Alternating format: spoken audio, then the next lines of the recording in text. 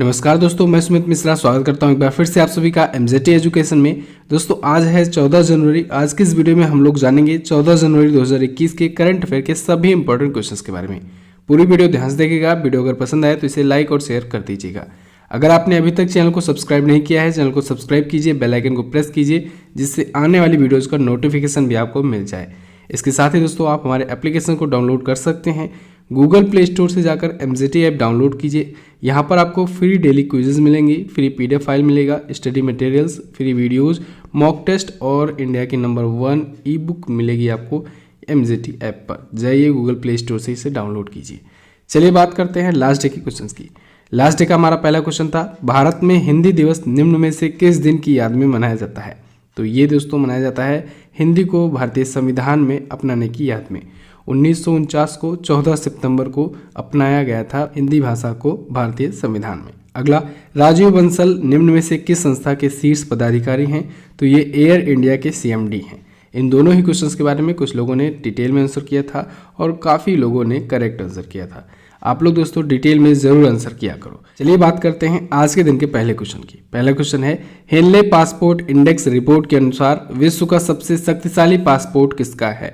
तो अभी हाल ही में दोस्तों हेनले पासपोर्ट इंडेक्स 2021 जारी हुई है, जिसमें बताया गया है कि जापान एक बार फिर से विश्व का सबसे शक्तिशाली पासपोर्ट बनकर आया हुआ है। जापान का पासपोर्ट दोस्तों लगातार 3 वर्षों से टॉप पर बना हुआ है। ठीक है, इसका पासपोर्ट जिसके पास है, यानी ये पासपोर्ट धारक जो होंगे इसके जापान के, वो दुनिया भर के 191 देशों में जा सकते हैं बिना किसी वीज़ा के। ठीक है, 191 वीज़ा फ्री स्कोर है इसका। वीज़ा फ्री स्कोर का क्या मतलब हुआ? वीज़ा फ्री स्कोर का मतलब समझिए आप लोग वीज़ा एक्सेस, यानी जितना वीज़ा फ्री स्कोर है, जैसे इसका 191 वीज़ा फ्री स्कोर है, तो 191 देशों के लिए यहाँ के पासपोर्ट धारक को वीज़ा बनवाने की ज़रूरत नहीं पड़ेगी।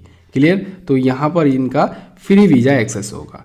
वीज़ा फ्री स्कोर इसी को कहते हैं। जैसे भारत की अभी बात करें तो भारत दोस्तों है 85वें स्थान पर। भारत का रैंक है 85वां, लेकिन वीज़ा फ्री स्कोर है इसका 58, यानी 58 देशों में अगर आपको जाना है तो फिर आपको वीज़ा बनवाने की पहले से ज़रूरत नहीं पड़ेगी। क्लियर? चलिए सेकेंड पर कौन है और थर्ड पर कौन है ये भी मालूम होना चाहिए। सेकेंड पर है दोस्तों सिंगापुर और थर्ड पर है दक्षिण कोरिया और जर्मनी। दक्षिण कोरिया और जर्मनी दोनों का स्कोर एक ही है, इस वजह से ये थर्ड पर संयुक्त रूप से है, लेकिन सेकंड पर है सिंगापुर। क्लियर? भारत के कुछ पड़ोसी देशों की बात करें तो चाइना है दोस्तों 70वें स्थान पर, 107वें स्थान पर है पाकिस्तान और वहीं 104वें स्थान पर है नेपाल। क्लियर? चलिए, तो ये थी हेनले पासपोर्ट इंडेक्स 2021 की रिपोर्ट। अगला है, हाल ही में कहां पर भारत के पहले लिथियम भंडार की खोज हुई? तो अभी हाल ही में दोस्तों कर्नाटक में भारत के पहले लिथियम भंडार की खोज हुई है।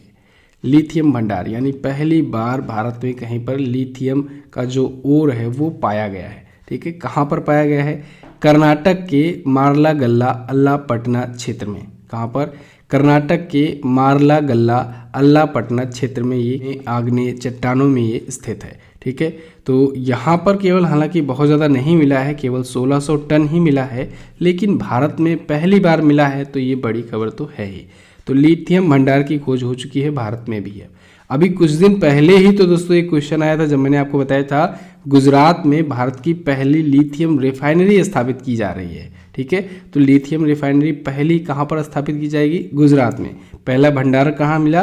कर्नाटक में। ठीक है, लिथियम होता क्या है, क्यों ये ज़्यादा इंपॉर्टेंट है? लिथियम से दोस्तों बैटरी का निर्माण होता है सबसे ज़्यादा, और बैटरी के निर्माण होने की वजह से इसकी डिमांड फ्यूचर में बहुत अधिक होने वाली है, क्योंकि आप लोग देख रहे हैं इलेक्ट्रिक व्हीकल्स वगैरह आ रहे हैं, तो इलेक्ट्रिक व्हीकल्स में ऑब्वियस सी बात है बैटरी की आवश्यकता होगी, तो इसलिए लिथियम की भी आवश्यकता पड़ने वाली है। तो भारत रिफाइनरी की स्थापना तो करने जा ही रहा है, लिथियम रिफाइनरी गुजरात में, और अब लिथियम भंडारण की भी थोड़ी सी खोज हो गई है। 1600 टन बताया जा रहा है यहाँ पर लिथियम स्थित है, मौजूद है, मिल जाएगा जो। ठीक है, चलिए अब कर्नाटक आया है। कर्नाटक देखिए मैप में, ये रहा दोस्तों कर्नाटक।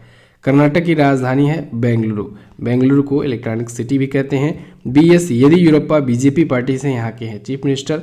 गवर्नर है वजुभाई वाला। अच्छा, कर्नाटक में ही तो दोस्तों सोने की भी खदानें हैं ज़्यादा।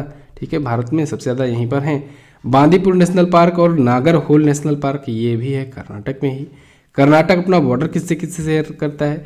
कर्नाटक अपना बॉर्डर दोस्तों ये गोवा से शेयर करता है, महाराष्ट्र से, तेलंगाना, आंध्र प्रदेश, तमिलनाडु और केरला से अपना बॉर्डर शेयर करता है। क्लियर? चलिए अगला देखते हैं। अगला है भारतीय गणतंत्र दिवस परेड में हिस्सा लेने के लिए किस देश के सशस्त्र बल को आमंत्रित किया गया है? तो दोस्तों अभी हाल ही में भारतीय गणतंत्र दिवस की परेड जो होने वाली है 26 जनवरी को, उसमें हिस्सा लेने के लिए बांग्लादेश की एक सशस्त्र बलों की एक टुकड़ी, 122 सैनिकों की एक टुकड़ी को आमंत्रित किया गया है, इनवाइट किया गया है। ये सभी एक विशेष विमान है इंडियन एयरफोर्स का IAF C-17, उस विमान से भारत में पहुंचे हैं।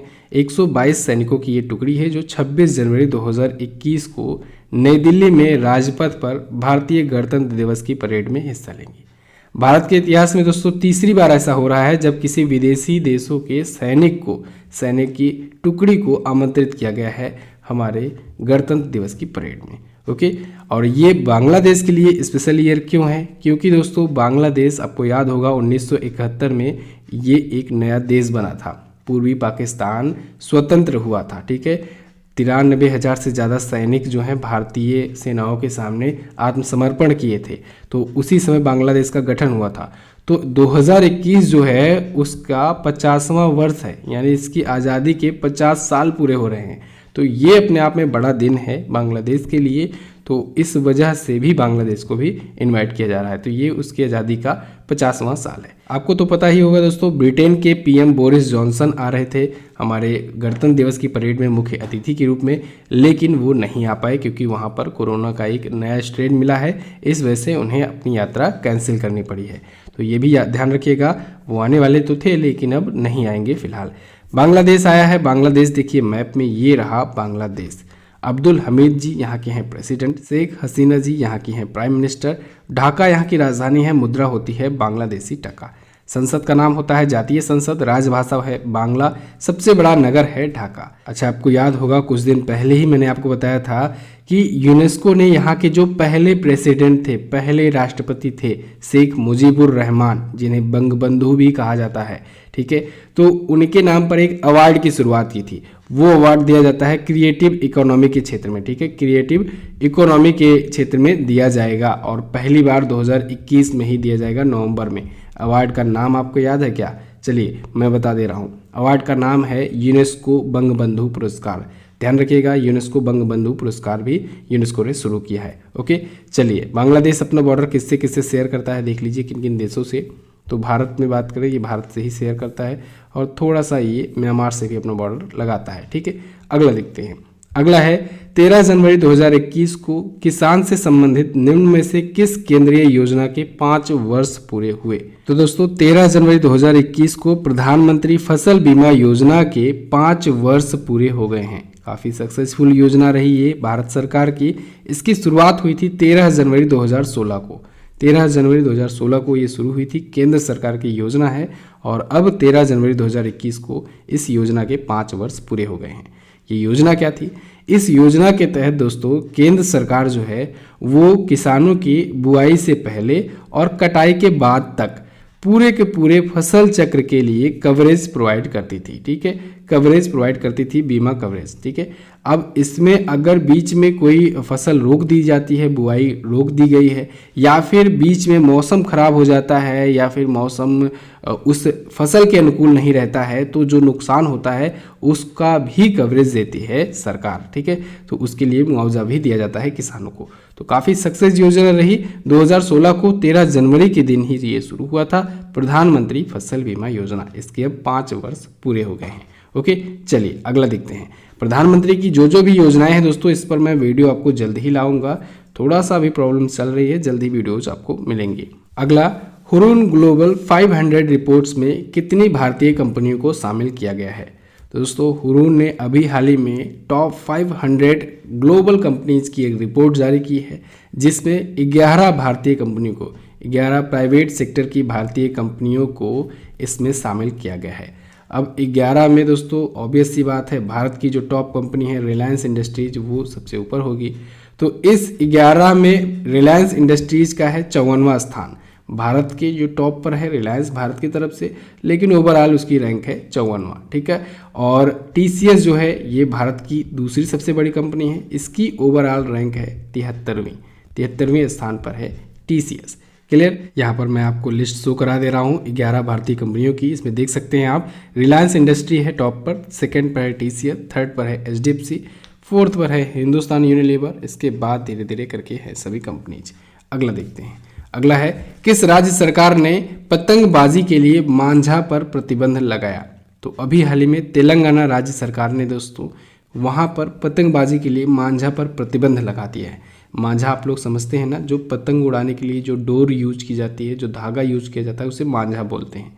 तो आजकल दोस्तों चाइनीज़ मांझा आने लगे हैं या फिर आर्टिफिशियल ऐसे धागे आने लगे हैं जो ग्लास्ड लेप्ड रहते हैं और नायलॉन के रहते हैं। इन सबसे दोस्तों उंगलियां तो खराब होती ही होती हैं, साथ ही साथ कभी कभी क्या होता है, पतंगबाजी करते समय रोड पर या कहीं पर भी किसी के गले से भी लग जाता है धागा, तो भी बहुत बड़ा एक्सीडेंट हो जाता है। तो ऐसे में दोस्तों इस प्रकार के जो धागे हैं इन पर प्रतिबंध लगा दिया है तेलंगाना राज्य सरकार ने। तेलंगाना के वन विभाग ने ये एक्शन लिया है।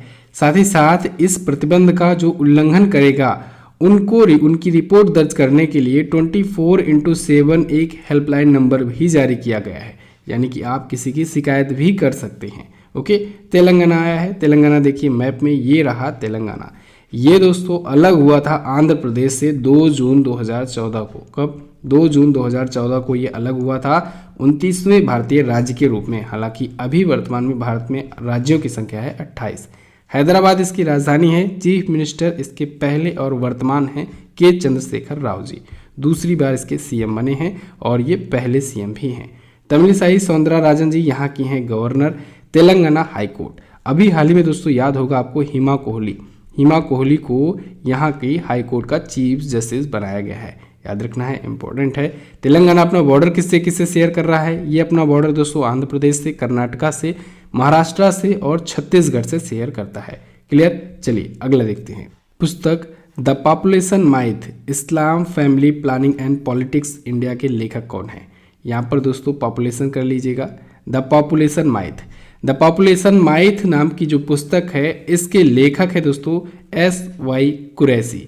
SY कुरैशी जी दोस्तों भारत के पूर्व मुख्य चुनाव आयुक्त रहे हैं, यानी चीफ इलेक्शन कमिश्नर रहे हैं भारत के, तो CEC रहे हैं, ठीक है। और इन्होंने ये पुस्तक लिखी है द पॉपुलेशन माइथ, यहाँ पर पॉपुलेशन कर लीजिएगा, ठीक है। The population माइथ, Islam, family planning and politics in India.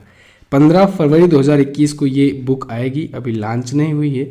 इस पुस्तक को इन्होंने लिखा हुआ है, अभी ये पब्लिश की जाएगी हार्पर कॉलिंस के द्वारा। इसके पहले की कुछ पुस्तकों के बारे में बात करें इस महीने में जो आई है चर्चे में, तो अभी कल की वीडियो में दोस्तों मैंने आपको बताया था Modi calling India. Modi calling India आपको ध्यान रखना है, जो कॉफ़ी टेबल बुक थी उसका विमोचन किया गया। साथ ही साथ इसके पहले R गिरधरन ने, किसने? R गिरधरन ने दोस्तों राइट अंडर योर नोज नामक एक उपन्यास लिखा है, ठीक है। RBI की ये पूर्व महाप्रबंधक थे। उसके भी पहले एक वजाहत हबीबुल्लाह ने लिखा है पुस्तक माई ईयर्स विद राजीव। क्या? My years with Rajiv.